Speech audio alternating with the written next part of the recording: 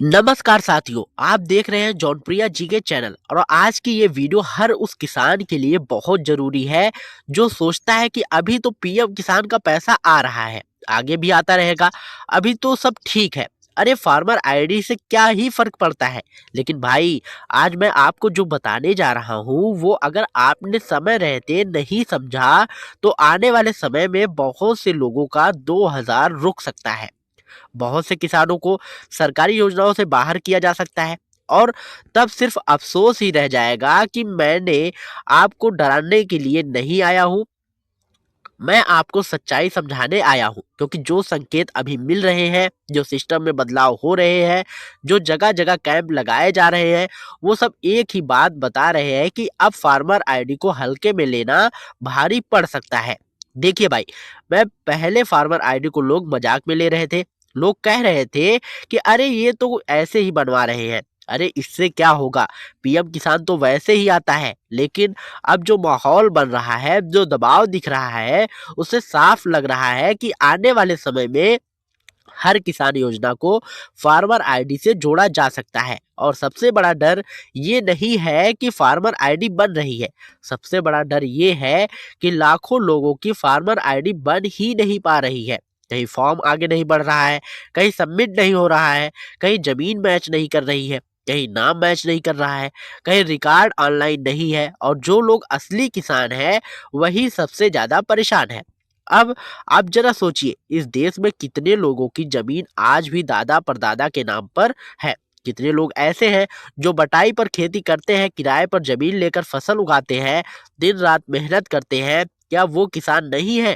लेकिन सिस्टम उन्हें किसान मानने को तैयार नहीं है, क्योंकि कागज उनके नाम पर नहीं है। यही सबसे बड़ा खतरा है। आज नहीं तो कल फार्मर आईडी को पूरी तरह अनिवार्य कर दिया जाएगा। और जैसे ही ये अनिवार्य हुआ, जिनकी आईडी नहीं बनी है वो अपने आप बाहर हो जाएंगे। फिर चाहे वो 20 साल से खेती कर रहे हो, चाहे उनके पास हल हो, बैल हो, ट्रैक्टर हो, सब बेकार। अब मैं ये हवा में नहीं बोल रहा हूँ, आप परेशान पेंशन का सिस्टम देख लीजिए। जैसे जीवन प्रमाण पत्र नहीं दिया तो पेंशन बंद, उसी तरह आने वाले समय में हो सकता है फार्मर आई नहीं तो योजना बंद। आज नहीं तो कल। अभी आपको लग सकता है कि अरे अभी तो पैसा आ रहा है, लेकिन सिस्टम धीरे धीरे बदल जाता है। एक दिन अचानक लागू कर दिया जाएगा और फिर कोई सुनने वाला नहीं रहता। जब जमीनी सच्चाई ये है कि भारत में 70% से ज्यादा जमीन आज भी पुरखों के नाम पर है। 60% लोगों का रिकॉर्ड अधूरा है, 50% लोगों की जमाबंदी में कोई ना कोई गलती है, और लाखों लोग बटाई पर खेती करते हैं। लेकिन सिस्टम चाहता है कि सब कुछ परफेक्ट हो। भाई, ये इंडिया है, यहाँ सब कुछ किताबों जैसे नहीं होता। यहाँ जिंदगी कागज से नहीं, खेत से चलती है।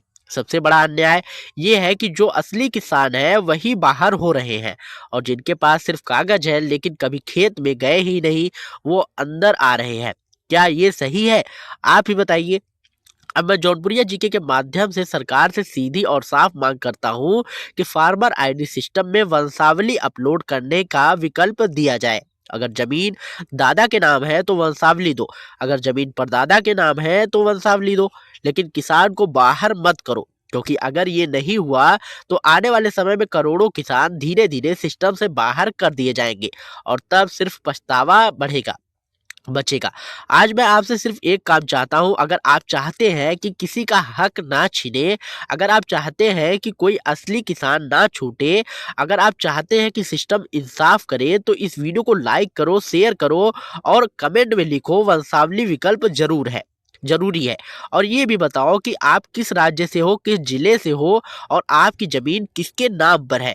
तो दोस्तों, अगर आपको ये वीडियो पसंद आया हो और अगर आप भी इसे लागू करवाना चाहते हो, तो नीचे आप लोगों को एक हाइप का ऑप्शन मिलेगा।